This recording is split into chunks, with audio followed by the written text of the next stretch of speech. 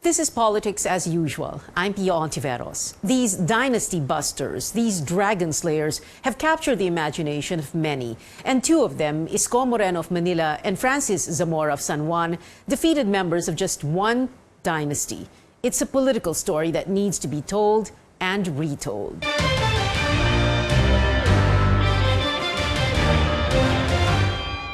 Mayor-elect Francis Zamora of the city of San Juan here in Metro Manila. Ang laki ng ngiti, oh. Tuwan-tuwa, very victorious. What does it feel like when people say mayor-elect? Of course, nakakatuwa. This is all like a dream. I never imagined that all of this would happen, and I wouldn't have thought that I would lead by this big a margin. You know, all 10,000 votes, ano? 10,000 votes for a city with a small voting population. This is considered a landslide. This is a very historic victory for the people of San Juan. Yeah, but interesting you say you never thought that this could happen. So you had some doubts also at certain points in the campaign. You weren't very sure na manalo ka na nga. Let's put it this way, Pia.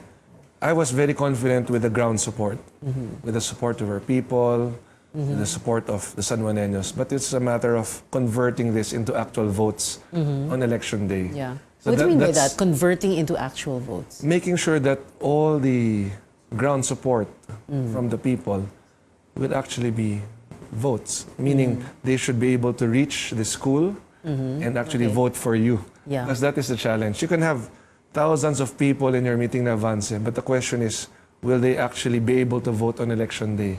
Because that's where the intervention comes in. You said, unlike in 2016 when you ran for mayor against Gia Gomez, what was that like compared to now? 2016 was very difficult. Remember, I was up against an incumbent mayor who had the full force of the city hall behind her, whose son was an incumbent senator, whose husband is a former president of the Philippines, and incumbent mayor of Manila. She had a running mate whose father was a former senator. So you can imagine the entire force of the city hall, the funding, the manpower, San Juan Police, Comelec San Juan, a majority of the barangay officials. All of these were her advantages. So it was very difficult for me. It was just me and my dad up against the entire Estrada family. Because Senator JV wasn't a candidate at that time. He was still within his third year as senator, so he was campaigning every day for Mayor Gia. President Erap was campaigning in Manila for mayor, but was also physically campaigning in San Juan. Senator Jinggoy was talking every night from his detention center in Camp Crame through video call during their campaign rallies. So imagine that the entire Estrada family was banded together. Yeah, oo. But now, of course, itong 2019, hindi ganon, ano? You storya. had JV and Jinggoy running for the Senate. You had Janela running in San Juan, Erap Estrada running in Manila. So para pang hati-hati na they were spread out too thin. What happened? People call you the dynasty slayer, the way they say that of Isko Moreno, the way they say that of Vico Soto also. But what is it about the Estrada dynasty? No? What is it about the decisions that Erap made that, well, I guess turned out to be mistakes? They took a very big gamble of running four major candidates for four major positions. 2 senators and 2 mayors for Manila and San Juan. And they're doing this at a time when they are not at their peak anymore. This is not 1998 anymore. We're now in 2019. Things are very different. The political situation is very different. And I guess if I may speak specifically for San Juan, in economics, there's what you call the law of diminishing returns. So explain that in political, political way. I'll explain it first in simpler terms. Yeah. So if you eat a steak every day, probably after 1 week or 1 month, you will look for pasta. Yeah. Parang nakakaumay. But imagine ito. Nakakaumay ba? Ito for the last 50 years. Yes, yung parang nakakasawa. Yung satisfaction level mo bababa at bababa. It's been a week na since election day.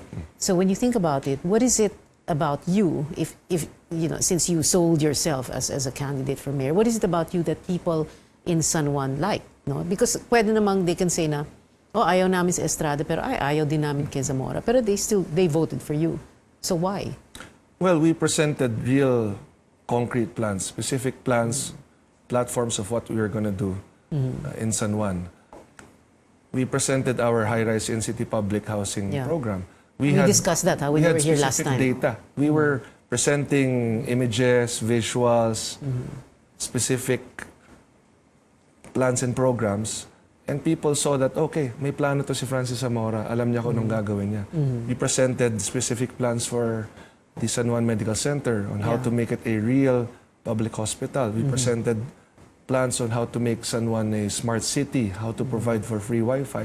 So malinaw na malinaw yung direksyon namin. And the high-rise, no? The low-cost yes. housing na high-rise. Let's talk about that specifically. Kasi kumbaga mas madali yung dalawa, no? Yes. I remember when you guested here before, you said that pag nanalo ka, talagang tuloy na tuloy yan. Yes. And you've actually, in fact, have been meeting with the NHA about Yes, that plan. we met with the general manager of the NHA last February. And now that we have been elected, I'm just waiting for June 30 to come so that we can now officially start as Mayor of San Juan. We will go back to the general manager and sit down regarding the process because this will have to be put in the national budget for 2020. There will be lots of correspondence needed. Of course, we will need the help of Congress and the Senate and the passage of the budget to be signed by the President. But at least we have a clear path of the direction that we will take. And I'm very, very excited for this. Of course, people, and I said the same thing to Isko Moreno, no? Mataas ang expectation sa kanya. I have a feeling ganun din sa inyo. Sa iyo, no? I can imagine. So mataas ang expectations and people expect you to deliver. They expect you to get things done. Yes. And it will be very, sad if you don't, right? No, I'm up to it. I know I'm up to it. I know I can do it. But of course, I will need the support of our constituents. Of course, I will need the support of City Hall.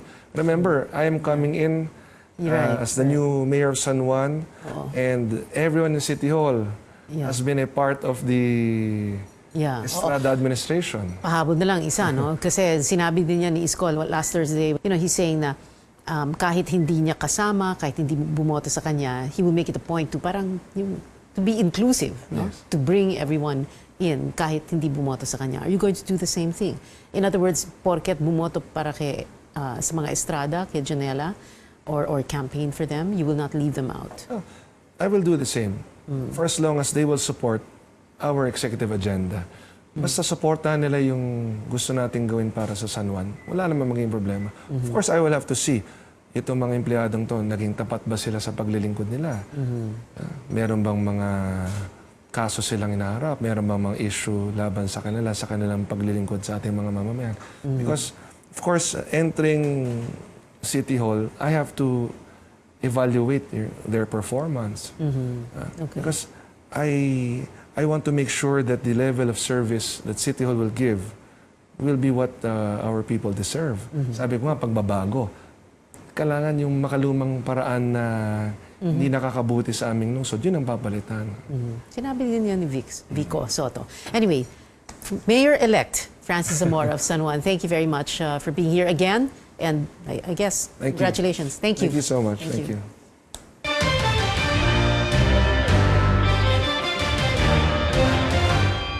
Mayor Isko himself, we cannot call you Mayor-elect. We cannot call you Isko na lang. Okay, I was asking you before we started. Ano yung totoong nickname mo? What is your real Scott. nickname? Bakit Scott? Yun talaga yung nakalagay sa palayaw ko eh. Kasi nakalagay sa short yun eh. Di ba nung araw tinatahi ng mga nanay yung mga pangalan ng short? Ayun. Nakalagay doon SCO-T-H. Bakit may H? Hindi ko alam eh. Hindi mo alam.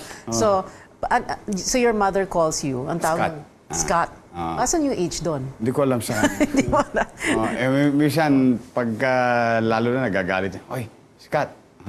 May hoy pa. Hanggang ngayon, hinuhoy ka pa? Hanggang ngayon? Nung linggo. Nung linggo? Bago ako bumoto, dinalo ko muna siya. Di ba, Lunes, Alalan, Mother's Day. So, pumunta muna ako sa tatay ko, sa sementeryo. Then, went to my mom. Tapos, nanay ko medyo strong ang personality nun. Medyo, Wari-wari yun, matapang talaga siya. Disiplinaryan kasi siya.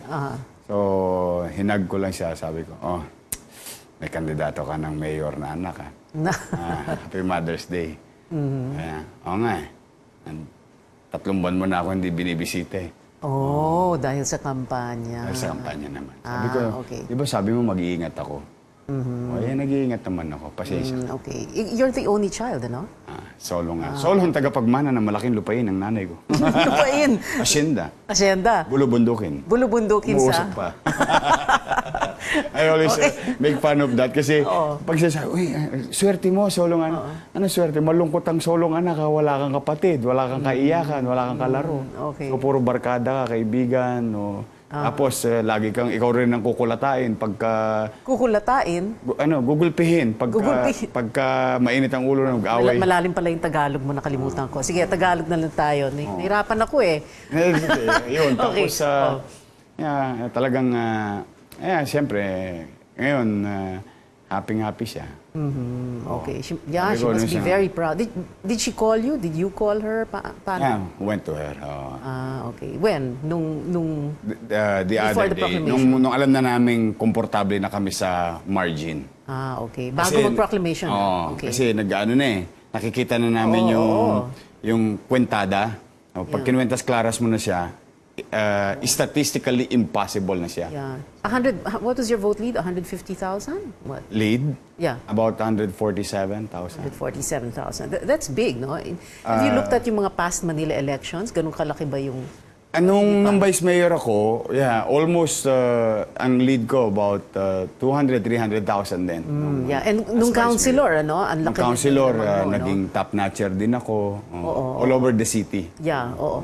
Some political strategists and analysts nga were saying na dapat yun ang tiningnan ng mga karibal mo na sobrang laki ng vote margin mo every election, no? Awa ng Diyos, yun ang naging... Kung if we go back to data and statistics, di ba yung politiko habang tumatagal, bumababa yung boto? Right.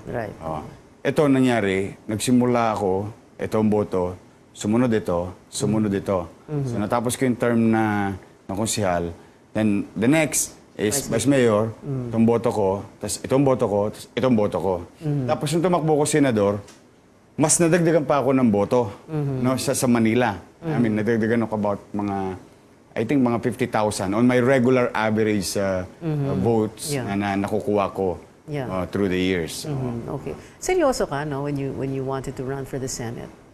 Talaga? In a way, of course. In a way.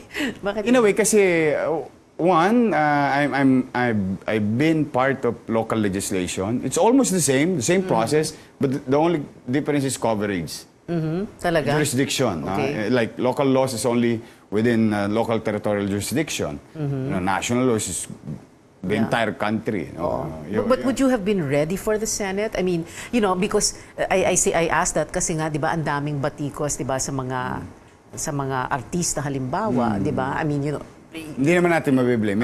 Diba? Talagang naririnig naman and then, natin. di ba, pupunta sa Senado when a lot of people like to remember, some people like to remember na merong former Senator Pepe Diokno halimbawa, Tanyada, yung mga ganun. Yung mga Claro M. Recto, di ba? O Wigberto Tanyada, yung mga ganun. And then, now we have mga artista. So parang, at that point, did you feel na iba ka rin sa kanila na you did the groundwork, that you worked hard, na nag-aral ka? Hindi ko inisip na iba ako sa kanila. In fact, masikat sila sa akin. They're superstars of our film industry, showbiz industry, no? It's just that nung napasok ako sa pamahalaan, nung konsyel ako, high school finish ako eh. So, nakutya ako ng gusto. Even during the session. On official record. Sinasabi doon na may mga masasakit akong salitang naririnig. So, sabi ko, I want them to stop. Because nasasaktan din naman ng damdamin. Makapal kasi ang mukha ko eh. Well, talagang artista nga rin, kumisan. You're very honest also. Makapal ang mukha. To try. Oo. And in fact, I paid so many times. Hindi makapal ang mukha mo, malakas ang loob mo. Siguro. Why did you say you failed many times? I failed so many times in a debate. Okay. When you say failed, nabablock ka. But you learn along the way because you don't stop. The only limit is you. Kumbaga, sige, ano ngayon, kung tinatawanan nyo ako, basta ako, hinalal ako sa tondo bilang konsehal. Well, nobody's laughing at you now. Diba? I don't know. But at the time, talagang pinagtatawanan ako talaga.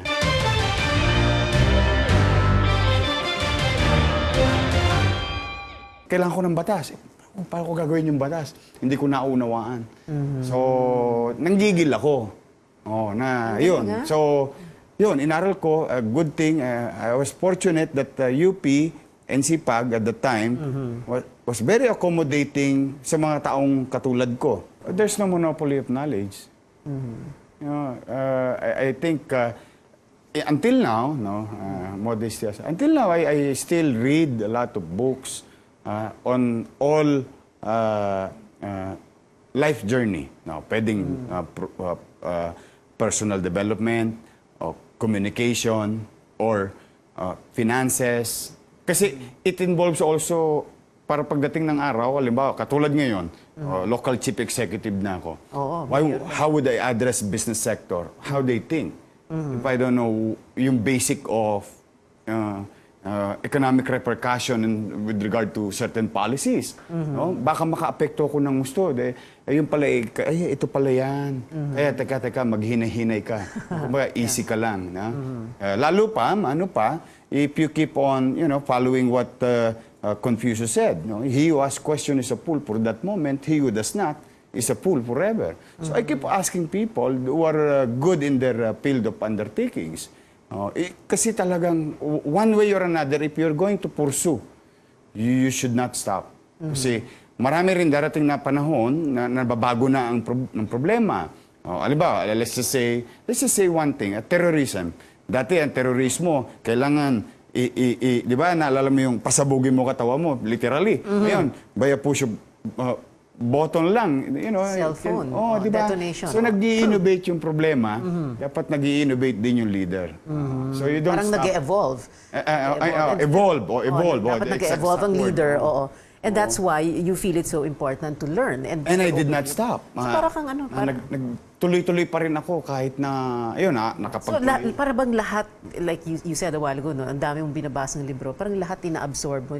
Parang literally like a sponge, I cannot memorize and I cannot be good in all the things. Kaya nga sabi ko, I always say, I'm no Superman, but it will be different because ito yung basic principle nito, concept. But you're very different from the Isko Moreno of showbiz days. And well, now that you're going to be mayor, I mean... Kasi nahiya ako sa taong bayan eh. Dapat lang, di ba? Kapag may ganun na ako eh. na parang bang inelect nyo ako, tapos hindi binigyan ako ka na ng magpa-perform opportunity. Okay. Sabi nga, many are called but few are chosen. No, if we practice that, then we should value mandates. Yung pagtitiwala. And one way of doing it, not even telling it, is you do something about your job, your responsibility, and be responsible. Yung maging responsable ka lang na individual. Pag responsable kang individual at titingnan mo lang yung karakter na ginagampanan mo ngayon, ay, taong pamahalaan pala ako. Ano nga ba ang obligasyon ng taong pamahalaan? So, good thing, nagagamit ko yung pagiging artista.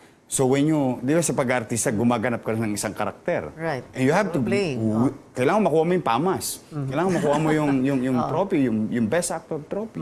And for you to do that, you have to excel on that particular character na pinatray mo. So, because of what they taught me also in showbiz, nagagamit din siya.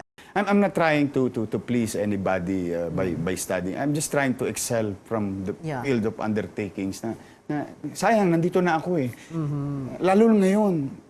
Pia, I mean, saan ba ako galing? Sa basurahan ako galing eh. Tapos binigyan ako ng tao ng pagkakataon maging alkalde ng Kapitolyo ng bansa. Kaya mas ninenervyos ako ngayon because this is a more demanding... ito na yung... Sige nga, di ba napatunayan ng pwede? Nangyari na the other day, pwede pala. Ito na yung kaya-kaya. That's the portion. Yung portion na... Yun ang tanong mo sa sarili mo, kaya-kaya?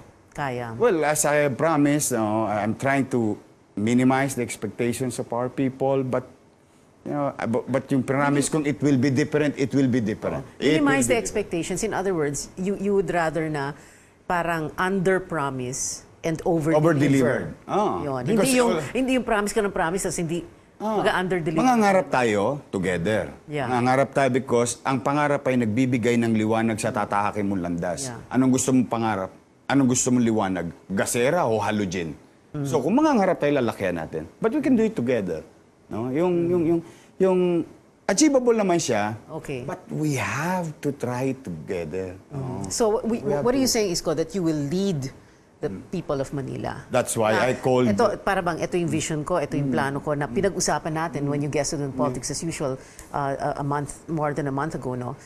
So you will tell them, ito yung plano ko, samahan niyo ako, ha? Tulungan niyo ako, magtulungan Yes. tayo, ganon. That's why during the proclamation, I asked everybody, even our volunteers, pumanatag ng damdamin ninyo, huwag nyo na pangibabawin yung mga hapdi, sakit na dinanas natin.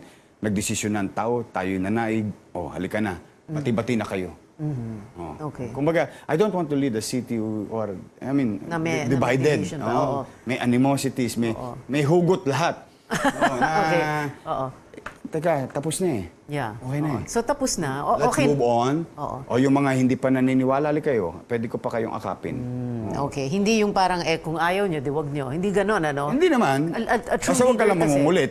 Oo. Because there's Yeah. new government, new policy, new program. Okay. Hikayatin kitang sumama, and I hope you give me an opportunity to see it first, try it first, because your former boss was kicked out of the office because the people don't like it, that kind of policy. Then let's work hand in hand together. Speaking of the former boss, nag-usap na kayo ni Erap, hindi pa? Hindi pa naman. Hindi But pa. I think I have nothing against with them. I mean, against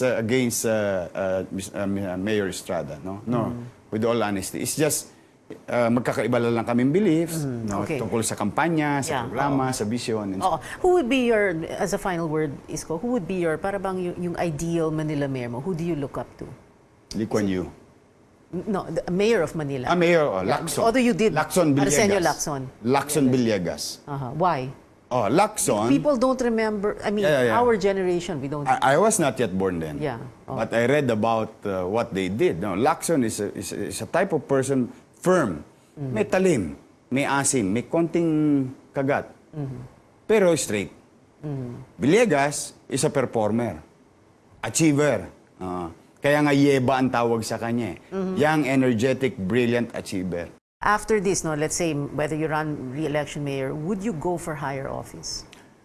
Not at this moment, Ay, no. mong isipin No pa. idea. I think I have to deliver. Yan ang tingin kong Ang galing ng primary. sagot mo. Okay. And so the young ones have taken over. And so I guess it's not always politics as usual. I'm Pio Ontiveros.